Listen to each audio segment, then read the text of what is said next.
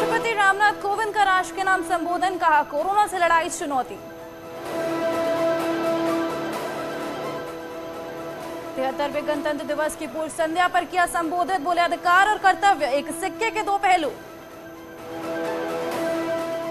जाटों को साधने की कोशिश तेज, कल अमित शाह 253 जाट नेताओं से करेंगे मुलाकात। दिल्ली के बीजेपी मुख्यालय में सीईसी की बैठक, यूपी के उम्मीदवारों के नाम हुए थे। पीएम मोदी भी वर्चुअल तरीके से बैठक में रहे मौजूद। बीजेपी का दामन थामने के बाद दिल्ली में गृह मंत्री अमित शाह, बीजेपी अध्यक्ष जेपी नड्डा से मिले आरपीएन सिंह, सीएम योगी से भी की मुलाकात। पूर्व मंत्री और वरिष्ठ नेता कांग्रेस आरपीएन सिंह ने छोड़ी कांग्रेस, बीजेपी में हुए शामिल। धर्मेंद्र प्रधान, ज्योतिरादित्य सिंधिया, केशव मौर्य, अनुराग ठाकुर और दिनेश शर्मा ने दिलाई सदस्यता। केशव मौर्य, अनुराग ठाकुर और दिनेश शर्मा ने आरपीएन सिंह को दिलाई सदस्यता। धर्मेंद्र प्रधान ने कहा, मैं बीजेपी में यूपी के प्रादेशिक नेतृत्व की उपस्थिति में यूपी में कई भूमिका को निभाते हुए भारत सरकार में मंत्री रहे आरपीएन सिंह का स्वागत करता हूं। शशि वालिया और राजेंद्र अवाना भी बीजेपी में हुए शामिल। आरपीएन सिंह ने कहा, बीजेपी परिवार में शामिल होने पर सबको हृदय से धन्यवाद। आरपीएन सिंह ने कहा, 32 साल से मैं एक परिवार में रहा, लेकिन अब कांग्रेस पहले जैसी नहीं रही। कांग्रेस के स्टार प्रचारकों में शामिल था आरपीएन सिंह का नाम। जितिन प्रसाद, अदिति सिंह पहले ही छोड़ चुके हैं कांग्रेस। आरपीएन सिंह ने सोनिया गांधी को भेजा इस्तीफा। मनमोहन सिंह के नेतृत्व वाली यूपीए 2 सरकार में रह चुके हैं गृह राज्य मंत्री। आरपीएन ने ट्वीट कर दी जानकारी, कहा, जब पूरा राष्ट्र गणतंत्र दिवस का उत्सव मना रहा है, मैं राजनीतिक जीवन में नया अध्याय आरंभ कर रहा हूं। ट्वीट करने से पहले आरपीएन सिंह ने बदला अपना ट्विटर अकाउंट। सूत्रों के हवाले से खबर, आरपीएन सिंह की पत्नी स्वामी प्रसाद मौर्य के खिलाफ लड़ सकती हैं चुनाव। आरपीएन सिंह जाएंगे राज्यसभा। आरपीएन सिंह के कांग्रेस छोड़ने पर सुप्रिया श्रीनेत का बयान, कहा, कायर लोग ये लड़ाई नहीं लड़ सकते, इसे लड़ने के लिए हिम्मत चाहिए। आरपीएन सिंह के कांग्रेस से इस्तीफे के बाद योगेंद्र सिंह बेनी ने अपने साथियों के साथ प्रदेश कार्यालय के समक्ष पटाखे छोड़े।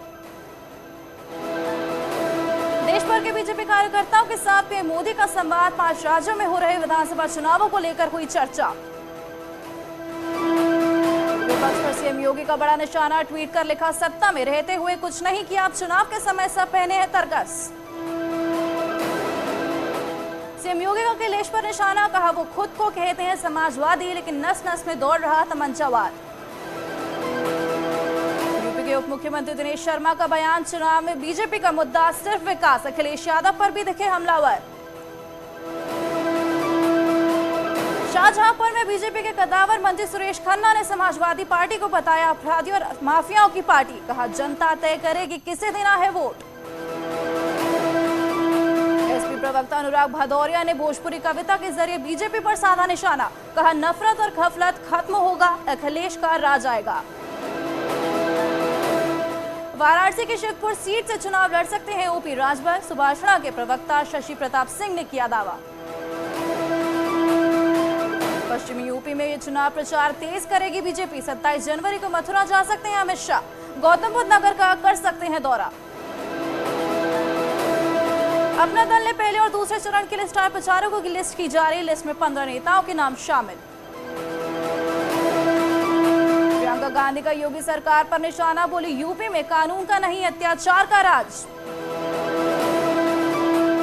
राजनाथ सिंह 27 जनवरी को बागपत और गाजियाबाद का करेंगे दौरा। पश्चिमी यूपी में चुनाव प्रचार को लेकर झोंकेंगे ताकत।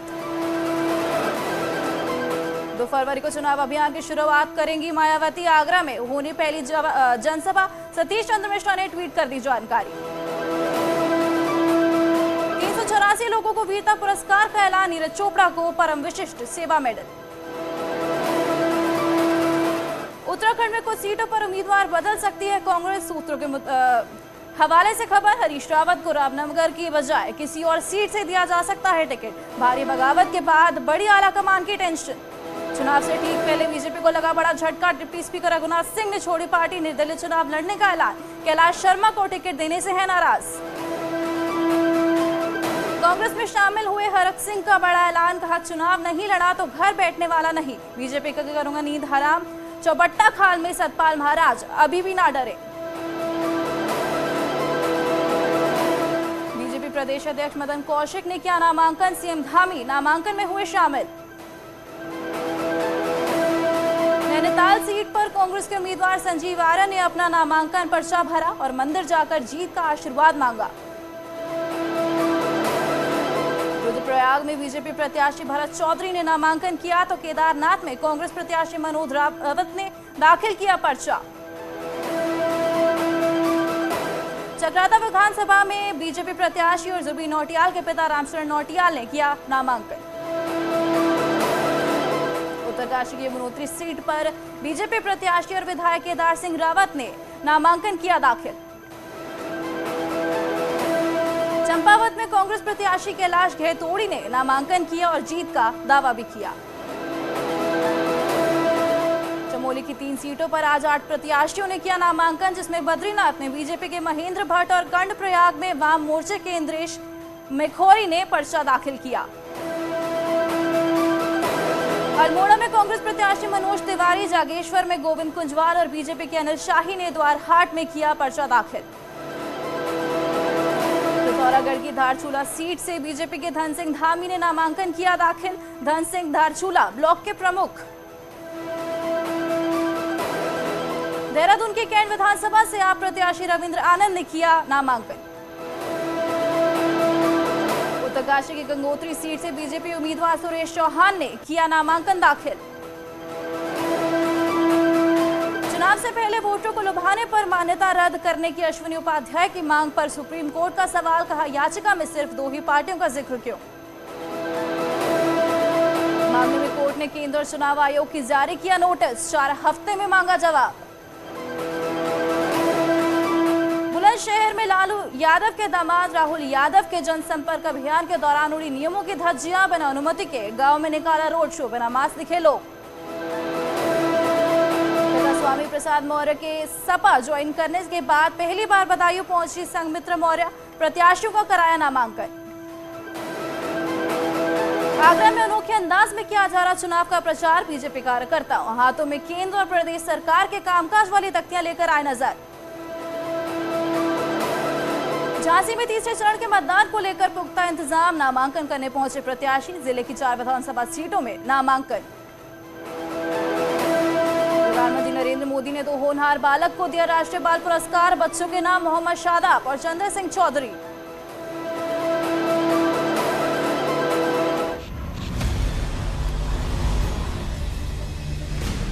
ज़ेड-पे and News 18 Network present crypto की समझ। नमस्कार, ज़ेड-पे और न्यूज़ 18 की पेशकश क्रिप्टो की समझ में आप सभी का बहुत बहुत स्वागत है। लास्ट वीक हम बात कर रहे थे कि कैसे 7 स्टेप्स में क्रिप्टो में निवेश किया जा सकता है। इन 7 स्टेप्स में से कुछ स्टेप्स जैसे कि जोखिम उठाने की क्षमता, डू योर ओन रिसर्च और निवेश की सीमा तय कैसे करें, इसको हमने डिस्कस किया था। आज कुछ नए स्टेप्स आपको बताएंगे जिसके जरिए आप आसानी से क्रिप्टो में निवेश कर सकते हैं। मल्टीपल लेवल ऑथेंटिकेशन करें, पासवर्ड और मल्टी फैक्टर ऑथेंटिकेशन का इस्तेमाल करें। हर सर्विस के लिए एक ही पासवर्ड रिपीट न करें।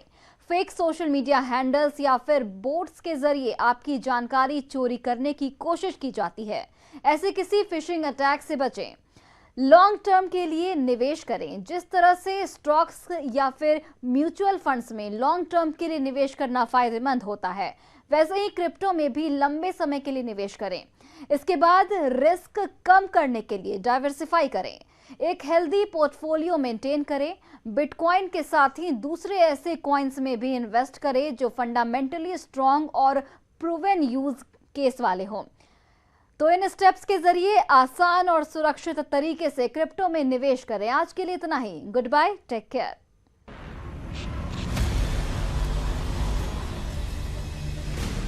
ज़ेड-पे and News 18 Network present crypto की समझ के अनुभवों के बारे में भी जानने का मौका